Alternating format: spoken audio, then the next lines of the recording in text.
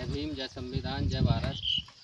साथियों, 14 अप्रैल 1891 में एक भारत में महान हस्ती ने जन्म लिया।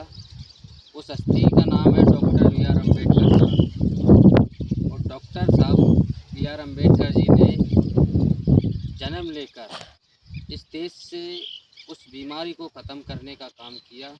उस बीमारी का उन्होंने वैक्सीन बनाया, जिस बीमारी का नाम है मनुवाद। और मनुवाद बीमारी के लक्षण मैं आपको बता देता हूँ।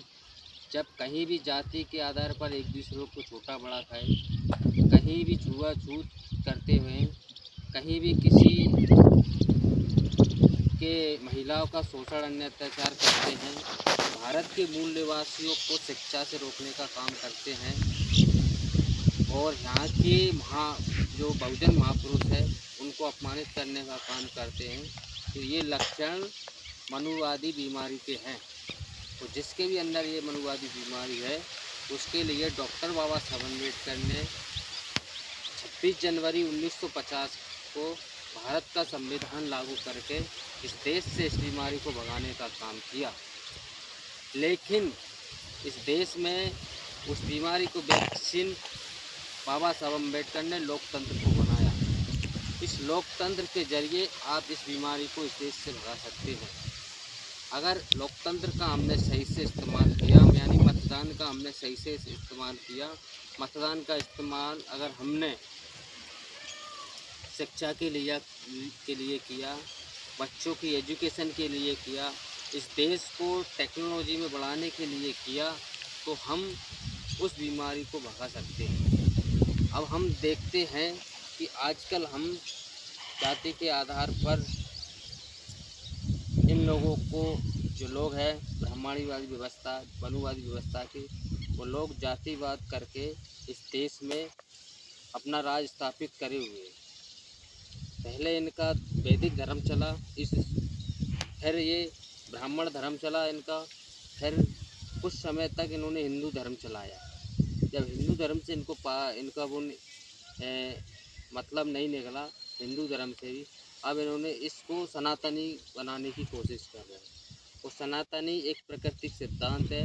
उस सिद्धांत में ये जातिवाद, छुआछूत, अंधविश्वास, पाखंडवाद, पूजा पाठ, ढोंग पाखंड नहीं आता है।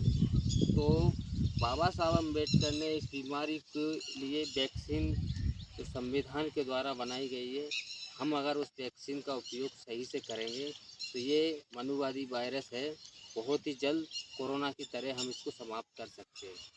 इसको समाप्त करने के लिए हमें बाबा साहब अम्बेडकर ने हमें महापुरुषों की विचारधारा दी है।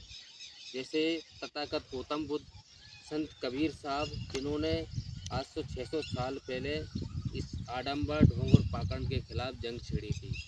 और जंग छेड़ी थी उन्हीं के साथ सतगुरु रविदास जी ने जातिवाद, छुआछूत के खिलाफ जंग छेड़ी थी। दोनों महापुरुषों ने मिलकर एक ही समय में, इनके हाथ में न तलवार थी, न भाले थे, न तोप थी, न बंदूकें थी। इनके हाथ में ओनली शिक्षा थी।